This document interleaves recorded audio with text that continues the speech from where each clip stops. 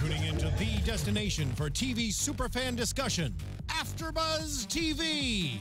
And now, let the buzz begin. What's going on, AfterBuzzers? Welcome back to Host Highlights. I'm your host, Olivia Gabaree, aka The Real OG, and tonight I'm highlighting the lovely, the talented Jennifer Leone. I love giving those dramatic introductions. What's going on? Thanks for joining me tonight. Thanks for having me. So I feel like you're on so many shows here at AfterBuzz. You're on Wags, you're on Life of Kylie, Real Housewives of Beverly Hills, the Dance Moms. Mm-hmm. How did you get your start as a host?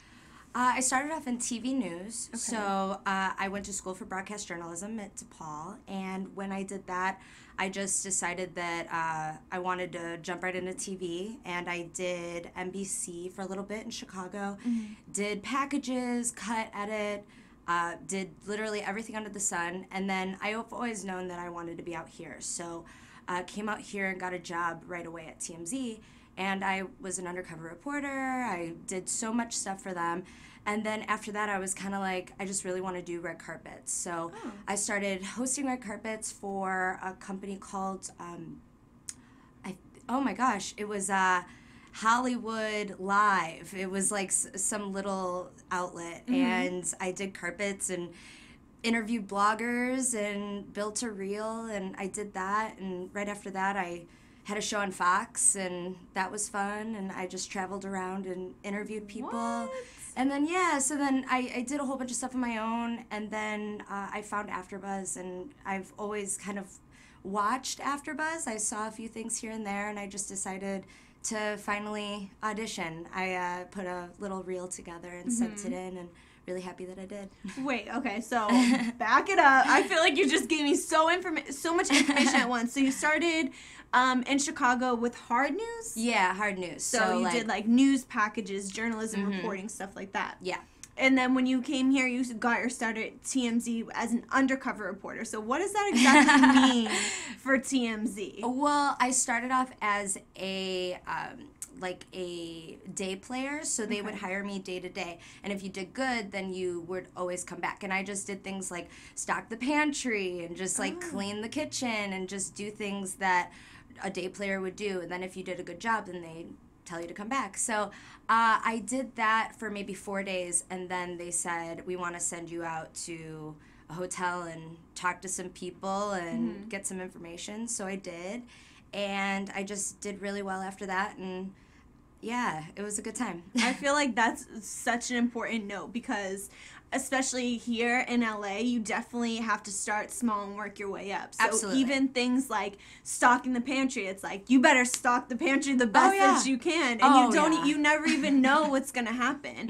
And I think a lot of people move out here with the expectation that I'm going out here to be a host, not realizing that there's a lot of stuff that you have to do beforehand to even get to be in front of a camera or even behind a camera. You know what I mean? Absolutely, and there's no guarantee that you'll be on camera. There's more work behind the camera going on, and if you're willing to put in that work, then usually people notice because not too many people know that, and when you do, then you're kind of shining above others. So I was always taken into account first before a lot of people were. I made sure that everything was scrubbed super clean, and I'm working the hardest, and it was only 4 days in before I was doing actual reporting work. That's amazing. So you did the red carpet thing, but tell me a little bit how you build a reel, so to speak. Sure. I just made sure that I was really well versed in so many different areas. So I would actually cover hard news by myself, and also I would do entertainment stuff on the side. I would make sure to find out where red carpets were. I would jump on with my camera. I would look up who had an outlet and reach out and see if they needed a host. I would literally do everything I could online and LinkedIn and just really try to meet everyone that I could so that I could get ahead. And yeah, there's a lot of different people in my reel. Did you find it helpful to just be reaching out to people in outlets and just basically pitching yourself? Helpful, yes, but there's more misses than hits. Yeah, so right. You have to know that it's kind of like in the acting world where a lot of people want to do it. So you just really have to try hard and kind of don't take no for an answer, but at the same time, you know who the good people are, who the bad people are, and stay on track. I think respectively persistent. You know? Yeah, you definitely have to keep trying, because there are a lot more no's than there are yeses, but there are some yeses mixed in there. You know what I mean? Oh, of course. So you're a big red carpet reporter. I've actually done a red carpet side by side with you for AfterBuzz and Black Hollywood Live. What would you say was like the best carpet that you've done so far? Oh, the best carpet. I really, really liked Maxim this past year at Halloween party. That was so much fun because everyone was just dressed up and having a good time. The interviews were just really fluid. Everyone just had fun and just wanted to talk about everything and their costumes, and it was a really good place to have a lot of big conversations. Yeah, and that party's iconic, first of all. Yeah. I feel like everybody knows about it, so to be able to be there and be on the red carpet is awesome. Yeah, it totally is. So I noticed you do a lot of reality television after shows. Is that like your niche? Do you prefer reality, or is that just how it is? You know, I actually love all TV. I love it so much. I love murder mysteries. I love literally everything. I love murder stuff. So like dark.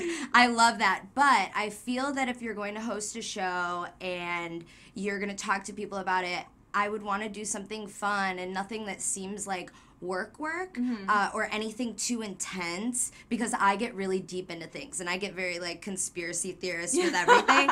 And actually I was told that I have conspiracy theories like ideas when it comes to like housewives. I'm like, she's doing this on purpose. Oh my gosh. So I just like, I don't know, I just like to have fun with my ideas. So I feel that reality is the best way to like express that. Yeah, I know. I think it's fun to be on like a lighthearted show like that. Yeah. So I was told that you're actually a media coach as well. Yeah. So what does it mean to be a media coach? Tell me a little bit about what you do. Sure. So I started off doing social media coaching. Okay. So reaching people even into the millions on followers, getting people's likes and views up, knowing the algorithms as they change. So I started doing that, also teaching young girls what to do and what not to do when it comes to reporting. I just feel that a lot of times there's people who like to take advantage of a lot of women. So I've been on that side. So I feel that I'm helping a lot of girls, especially when they reach out to me via LinkedIn. That's kind of how it all started. A lot of girls would see that I worked at TMZ, or I did so many different red carpets. I worked at E. I worked for all these different places that a lot of people look up to. So when we go have lunch and we go have coffee, I want to sit down and tell them these things. And I realized that so many girls had the same issues. So many girls have the same questions. So I felt that I just needed to put it all together and teach. And I've been teaching girls now for about like 8 months. Oh, wow. Just specifically to a curriculum type thing. I feel that when there's a lot of people who have the same type of questions, then it's like, okay, then there's something to this. Yeah, exactly. Also, I teach companies how to speak to the media, because I've been on that side of it where I know how reporters write their stories. I know when people go to court. I was a court producer too, so I would go to court for TMZ and I would look for documents, look for stories, and also I would interview people right when they got out of court. So I know kind of the angles that they go for. So I like to help people, even if they're police officers or, you know, small business owners and they're in trouble. It could really make or break your business knowing how to speak to the media. So I help them, and also girls who want to be on the red carpet. What do you think is like one of the most common questions that girls come to you with? Well, how do you get started? Really? Is one big thing. And also, they do ask a lot about sleeping with people, because it's brought up a lot. It's brought up way too much. And yeah. So what do you mean by that, though? Like, they ask about... In what way? Do you have to? Yeah, and absolutely not. But it is approached way more than it should be, and it should also be addressed in a certain way. I think that girls, especially if it's a company like E! News, or if it's a company like Access Hollywood, whatever it may be, I think that you need to go about it a certain way, but then there's people who have private companies on their own who, you know, target women who want to go to E-News, and they'll be like, oh, you can get there, but you have to get through me first. Right. You know, or cameramen who will try to do that. Editors, a lot of editors. I actually got one last week where an editor tried to do something, and I said, really? You're going to try this? And you can report them when they actually work for a legitimate company. But when they don't work for a legitimate company, it's like you feel that, you know, this is overwhelming. And it happens way too often. Even professors will try it with their students.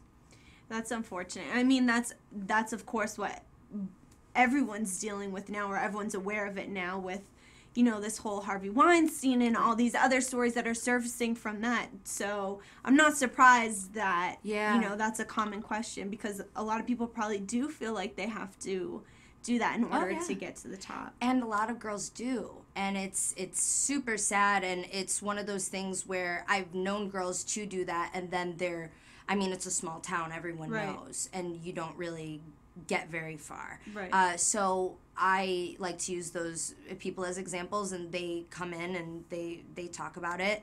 And really? And it's one of those things where you just have to be careful and know how to handle a situation and stand on your own 2 feet. So are these sessions typically one-on-one where you coach the girls, or do you hold like classes or seminars? I've been doing one-on-ones, but now I'm going into the seminar thing where I want to teach a big group of girls or even men at the same time. And it covers anything from makeup, how to do on-camera makeup, skincare, how to take care of yourself, moving into where you want to go in the hosting world, journalism, all of the above. So just do massive seminars into one so that I can fully help people and for them to be well-rounded. Yeah. Did you ever think that you would end up teaching and mentoring like you are? No, not at all. No. That's kind of awesome, though, because I feel like there are so many people that are just dying to know how to even get their foot in the door. And that's why I love doing these host highlights, because I love just talking to other hosts and be like, okay, what are you doing? Oh, well, how'd you do that? And even I learn from these, so it's really helpful. Yeah. Do you have... All right, can you give a little secret away? Like, what is something you would typically say to a girl who's like, hey, I have no idea where to start. I just want to get my foot in the door. I want to be in front of the camera. What do I do? Well, why do you want to be in front of the camera is the first question. Okay. Because most of the time, they're actresses who want to figure out a way around being an actress and get into the door another way. Okay. You know? So if that's the case, then that's a whole other story. If someone says, I really want to be a TV host, journalist, I want to work in entertainment news, then that's an entirely different story. You know, have they gone to school? What's their background? And then it's totally customized to them and how everyone's path is so different. So everyone can make it. There's just, you know, a formula to everyone. Yeah, I guess that's true. You have to figure out, like, what they're good at, what they're capable of, and the crazy thing about this industry in particular, I think, is like, if you want to be an accountant, you go to college, you do that, you know, it's sort of like a formula. But here, there's no really one way to do it. You just sort of have to figure it out. Yeah, and everyone makes it in their own different way. Yeah, so, exactly. And now I'm doing YouTube, and I'll be telling people the big, more general things through there. So yeah, like the makeup stuff, the skincare stuff, you know, things that I would rather do on a YouTube channel and then just hand it to the girls and say, here. That's a really good idea. So, and I mean, that's another, I feel like that's even something to note to other hosts, that it's like, okay, I'm really good at teaching, I'm really good at giving advice, I'm really good at coaching, and I'm also really good at hosting. So how can I make these two worlds collide? And then boom, you know, you have YouTube at like just right there ready for you to use. I feel like that's a great use of your skills. Thank you. Yeah. I'm trying. So what's the name of your YouTube channel? Is it up yet? It's called Thrive and Dive. It is going to be posted. It's up, but my first video is going to be posted this weekend. Okay. Yeah, I just have to fix the little graphic, and then it'll be up. Thrive and Dive. And then are they going to be weekly, monthly, yeah. Weekly, yeah, okay, weekly. Great. Just everything under the sun, and also diving into spirituality. I do that also. And well, what do you mean you do spirituality also? Well, I do readings for people. I do lots of different things for people and guiding them, and also do astro charts and things with crystals and all that fun stuff, and people are starting to get into that now. So and I know it's totally different from news, and it's like the opposite of, you know, being in hard news,